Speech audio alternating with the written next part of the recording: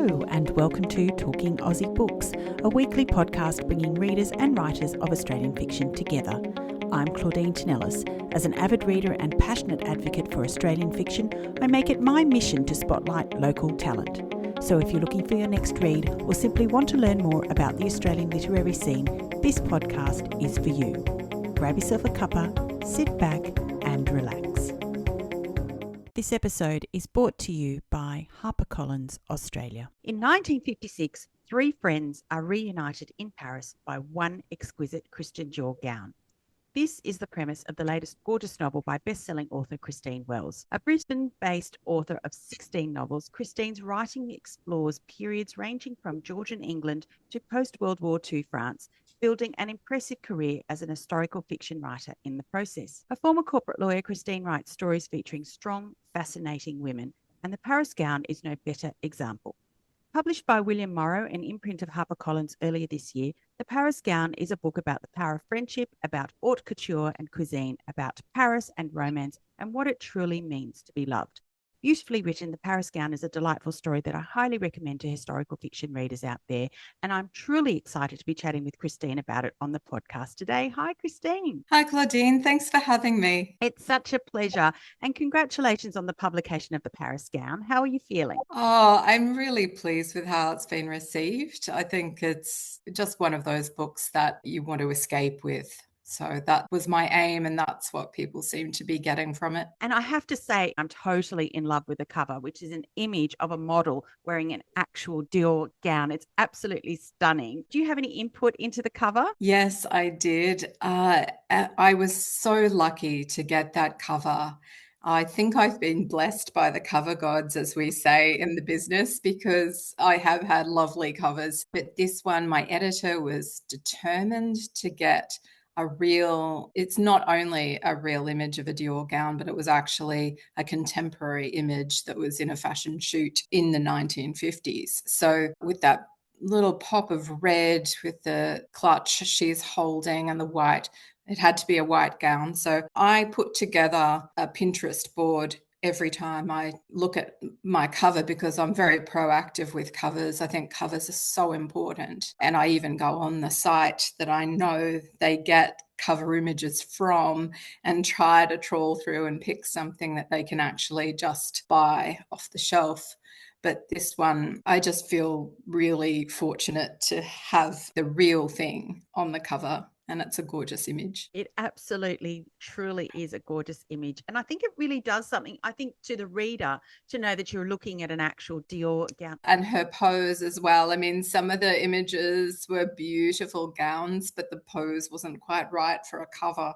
So this one, we were unanimous. It had to be this one. Yeah, an absolute match made in heaven. So, Christine, I wanted to ask you, where did the idea for this novel spring from? Well, actually, I'd written already about Dior in Sisters of the Resistance, which was about two young women who were drawn into the resistance movement by Christian Dior's sister, Catherine, who a lot of people now know was actually involved in the French resistance. And she was incredibly brave and made huge sacrifices for the cause. So I had written about Dior up until 1947 when the new look was launched. And that book is all about the war and then the aftermath and the re-emergence of the Parisian haute couture fashion world, because of course there were fabric restrictions during the war, which meant that it was very tough for all of these houses to continue to exist. But there's more to the Dior story. He was continuing to go from strength to strength in the 1950s, and I think those silhouettes are just so iconic and representative of that era. There was more I wanted to talk about with his superstitions and the boutique he established. So there was that. My editor actually said, oh, why don't you do like a Sisterhood of the Traveling Pants kind of thing where these three young women share a Dior couture gown. And me being me, I have to be difficult. And I sort of said, yes, but they're custom made. How can you share one of these things? And so you'll see in the book how I got around that issue. But yes, so it was a little bit of a collaborative idea, this one. It was not something that I had been burning to write about for years and years, but it just was this delightful idea. And I think coming out of a tough time worldwide and with this feeling that we needed to escape, I thought, oh, well, it's a perfect time for a book about, I call it fashion friendship and following your dreams. So it was fun to write. Now, for listeners out there who haven't yet read it, I wondered if you could tell me more about the story. Yes, it's about three young women who met when they were quite young, and two of them were in Paris from overseas. One's American, one's Australian, and then the third is a French girl. And they met when they were studying at the Cordon Bleu cookery school, which actually used to be a bit of a finishing school for women of a certain class. But the French girl, Claire, is there really quite seriously, and she wants to be a Michelin starred chef one day. So they go their separate ways. The American returns to the United States, the Australian returns to Sydney, where she lives, and then things go wrong. So we meet these young women again when their life is not so rosy as it has been, and they return to Paris to find strength in their friendship and start life anew. Absolutely wonderful story. Now, the gown on which the novel is based is a fictional gown, but it has some basis in reality, doesn't it? Yes, I had in mind, there's a beautiful gown that Princess Margaret wore for her 21st birthday, which was Dior designed. And it was a Dior design, but it was customized for Princess Margaret. And she said it was her favorite dress of all. And of course, there's a reason why I chose the gown I chose that becomes evident at the end. But yes, so I thought, oh, that's perfect. It was so beautiful, and she looked divine in it. And it stuck in my mind from my earlier research. And I thought, oh, yes, well, I'll just adapt that a little bit for my purposes. Indeed. Now, I actually had a look at the princess's gown online, and I think even by today's standards, it is absolutely stunning in its detail and its intricacy. And it does make me think about Claire's dream to one day own a Dior gown, which is well beyond the means of many women, don't you think? Yes, I don't think she ever thought she would own a Dior gown. And luckily, she had a fairy godmother figure who left town suddenly and let her have the gown. So, yes, it was definitely beyond the means of a young woman who was working in her family brasserie. And even though she didn't have time to spend much money on herself, she certainly couldn't have saved up for a bespoke couture gown. As you said in your introduction to the book, we have three very different women who met at Le Cordon Bleu cookery school. They were the closest of friends before life took them in different directions. So we have Claire, who's the French girl who became a chef and who works in her family business, Le Chat qui Pêche.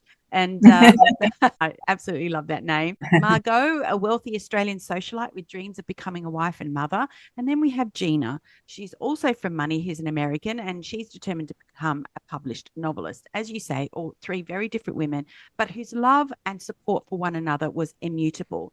So I wondered, were these characters inspired by real life characters in any way? Yes, actually, very loosely, Gina, the American, was based on Jackie Kennedy, because Jackie spent some of her youth in Paris at the Sorbonne, and she became a journalist, which Gina actually does, because even though her ultimate aspiration is to be a novelist, the practical, she just wants to be a career woman and out working. So journalism is what she turns to, but that dream of being a novelist is always in the back of her mind. And she also has a fiance who has political aspirations. So it's really my exploration of what did it really mean to become a politician's wife, and what did you have to sacrifice for that? And then Margot was actually based on a wonderful Australian, Robin Dalton, who had a very adventurous life. She ran away from a marriage in Sydney and went to London straight after the war and met David Mountbatten, who was the cousin of Prince Philip and best man at his wedding, and they fell in love, but he couldn't marry her because she was a divorcee, and he was caught up in that whole Wallace Simpson affair was about. The direct descendants of Queen Victoria could not marry a divorced woman or man. But she went on to have an amazing career. She spied for the Thai king. She became a literary agent, and she represented Peter Carey and produced Oscar and Lucinda, the movie, Laurence Olivier, Joan Collins, all of these wonderful writers and actors. And she wrote an amazing memoir, or three actually, that talked about, the first one's about her childhood growing up on the edges of King's Cross. And they were quite a well-to-do family. Her father was a physician, and he would see all of the scaff and raff of society as well as the high. And he used to keep a loaded pistol in the drawer of his desk because he might have needed some protection from certain members of the King's Cross community. She's such a colourful character. I didn't want to say this is Robin Dalton because, of course, I fictionalised Margot, but I just took her story as inspiration for Margot. And then Claire is not really based on a French chef, but in my research, I came across Madame Brasier, who was the first person ever to have 2 restaurants with 3 Michelin stars each. So she did that in the 1930s, I think, and it wasn't achieved again until the 1970s or something like that. So she was an amazing woman, and this is the kind of chef that Claire aspires to be. I read somewhere that, given your background as a lawyer, you were interested in exploring stories where the law had historically treated women differently from men. Well, in my first historical novel called The Wife's Tale, that came about because I read about a certain legal course of action called criminal conversation, which was really big in the 18th century and has been phased out in most places, but it still exists, I think, in some states of the United States, which I guess isn't surprising. But what it was a cause of action where a husband could sue his wife's lover for damages, not because of any hurt feelings, but because she was his possession, his chattel, as they used to call it, and the lover had damaged the goods. So this was amazing to me because it couldn't be done reciprocally. The woman had no redress against her husband's mistress. And also it was fought out in court between the 2 men with the woman completely silent. It was in the husband's best interest to say, my wife was as pure as the driven snow before this man came along and besmirched her. And it was in the lover's interest to say, well, actually, there have been many men before me. And there was a very famous case of the Worsleys where she had had many, many lovers. In fact, the husband had facilitated these affairs and spied on her, and all this weird stuff went on. And so it really came down to this woman's reputation being debated over and torn to shreds in public. And it became quite an entertainment for the people of the day to be reading transcripts of these cases because they had to prove the infidelity, and it was all very salacious. So, and there was a woman called Caroline Norton whose husband deserted her, and she had been carrying on an affair with Lord Melbourne, who was the Prime Minister of the day. And it was a politically motivated cause of action. I think the husband actually had been promoted because of this relationship, but he abandoned her, sued Lord Melbourne for criminal conversation, and took all of the money that she earned from her writing, because in those days, everything the woman owned was actually the man's property. So she couldn't even support herself because he took all of her royalties, and that made me so mad I had to write about it. So in The Wife's Tale, a woman goes through a similar thing and comes out the victor in that scenario. But I have often had court cases like there's a murder trial in the Royal Windsor Secret, which was very scandalous at the time. And I really enjoy putting that legal history in there because I feel that we don't understand how recently things have changed for women, legally speaking. I want to go back to talk about the Mountbatten issue that you raised a bit earlier. I mean, it's only really been recently where that kind of marriage restriction for people of royal lineage has kind of been done away. We can talk about King Edward VIII's abdication in 1936 to marry Wallis Simpson being one example of that.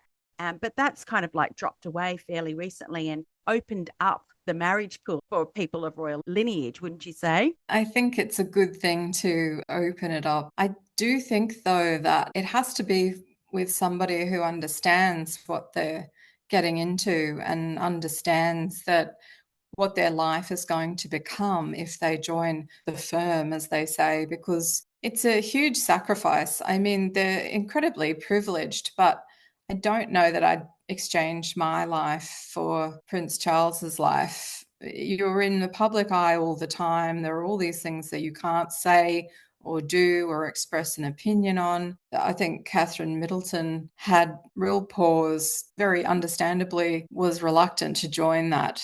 She has done a marvelous job in putting up with what you have to put up with, I think. Whereas for other people, they just can't deal with it. I think you have to be a certain kind of person to be okay with that life. Indeed, which brings me to my next question, because I think what your story has really done was highlighted the importance of having a supportive partner in life, especially for women. In as much as there were limits to what women could legally do on their own at that period of time in the 50s, I think it still stands true that unless you have a partner who truly understands you and what your life's ambitions are, then you're at risk of not only being unhappy, but also losing pieces of yourself and your identity.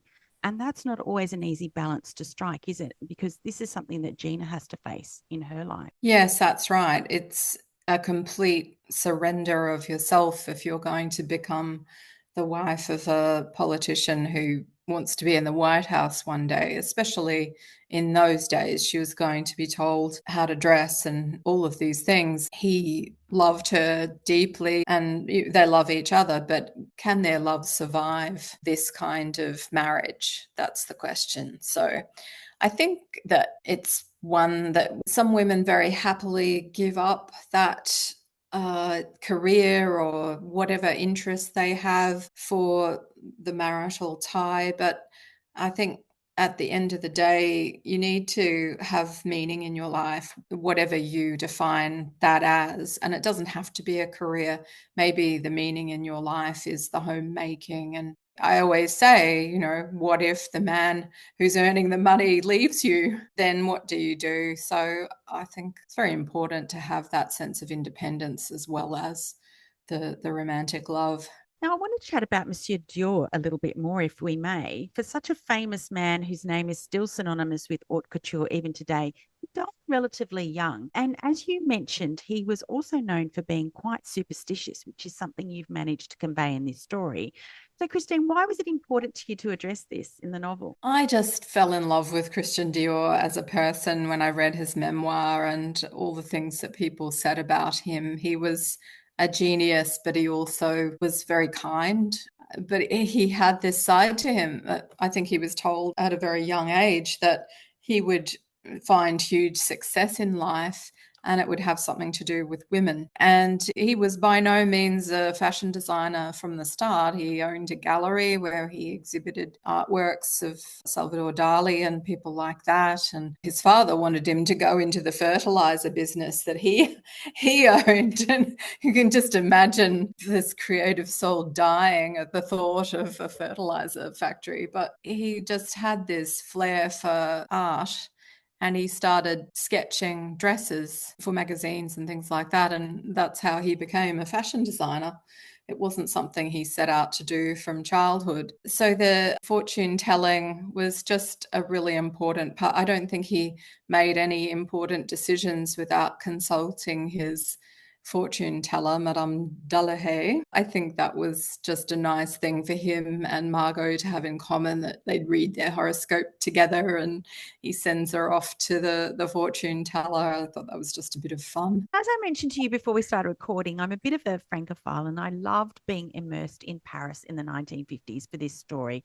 The atmosphere of Le Chat qui pêche, the cat who fishes, which was Claire's family brasserie, and the surrounding neighbourhood was just utterly beautiful. And I wondered how you were able to give such colour and flavour to the world we inhabit in this novel. Had you spent any time in Paris? Yes, I have. I suppose it was a real escape for me because I haven't traveled for quite a few years due to various things, the pandemic we shall not name, and family issues. So I'm really hoping to get there next year. But I suppose I've been a Francophile from a very young age. I remember my mother had a French book and it had little pictures in it. And so when I was very young, I was learning, oh, le lion and le garçon and la fille.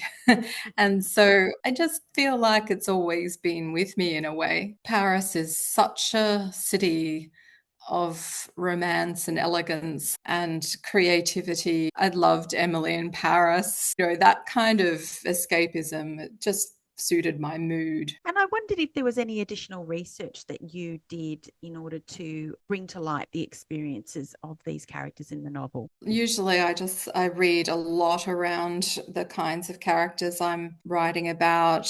Obviously, Robin Dalton had those memoirs, and there was Jackie Kennedy's experiences in Paris. And I bought Madame Brazier's cookbook, which I got off one of those used book sites. So I have that. I haven't actually cooked anything from it, but I do intend to at some stage. Usually my novels take a lot of research, and and they all do. You're always looking up just little bits and pieces here and there, and did they have that in 1950, and how did they go about doing X, Y, or Z.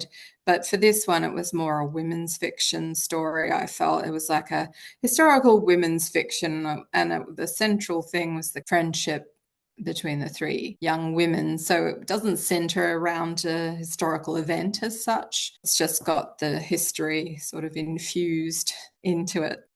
If there was one thing that you would like readers to take away from this story, what would that be? As you get older, your female friends are the most important thing to hold on to, and they will get you through the tough times. I value my friendships very, very highly, and I don't know what I would have done without my friends.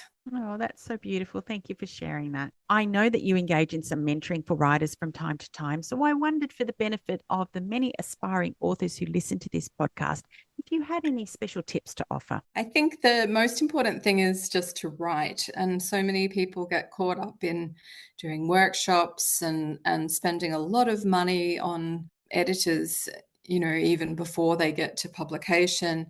And I just think there's no substitute for actually doing it, finishing a book and working out how to make it better, educating yourself. There's so many resources now. And I think that the more time you actually spend with your hands on the keyboard writing, the better. And just leave out the bits people skip. I think that, especially with historical writers, we're so tempted to have what we call info dumps. And, we've learned this interesting thing that we just have to shoehorn into the book somehow, even if it doesn't fit. And you just have to let go of that. Just remember that your research is this iceberg and the book is the very tip. That's such great advice, Christine. I've heard about, well, I think for historical fiction writers, it is difficult to balance the historical aspects of the novel with the characters and their journey, because there is so much interesting stuff that writers love to learn about, but it's trying to balance that, as you say, the information dump and the progress of the characters through the book. That is the hard bit. Yes, and you can always put those snippets into little Instagram posts, or your author's note can cover some things, but really remember that it's the story that matters, not so much the facts. Christine, is there anything else that you're working on at the moment that you can give us a bit of information about? Yes, I am working on a book that is tentatively titled The Lost Perfumes of Paris. So yet another return to Paris. So this is about a perfumer, which I'm really enjoying. I went and had some hands-on research doing a perfume making class the other day with a couple of girlfriends, and that was just amazing. And I was so surprised because I was a bit I had a story in mind and, like the inspiration for the perfume, you write a little story, and I had that and I was trying to get it to the smell I was thinking about in my head and it wasn't quite there, but then I really love it and I'm wearing it now. So I'll have to name it. I was talking to Belinda Alexandra and she said, "Oh, what did you call it?" And I thought, gosh, I didn't even think of giving it a name. So I'll have to think of a great name now. I might call it Elodie after my heroine for the next book. Great idea, and go a step further and create little samples for people to have at your next book launch.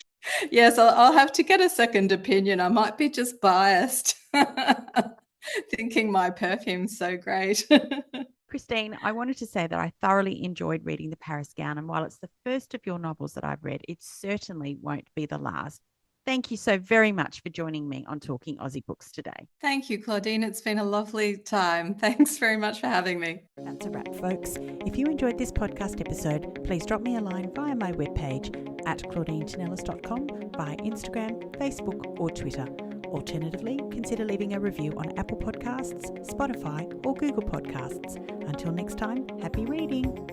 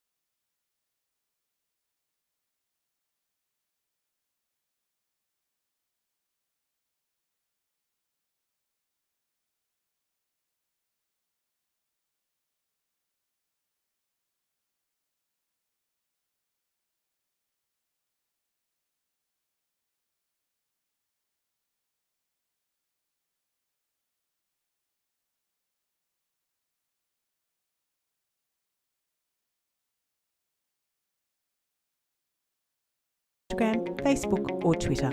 Alternatively, consider leaving a review on Apple Podcasts, Spotify, or Google Podcasts. Until next time, happy reading!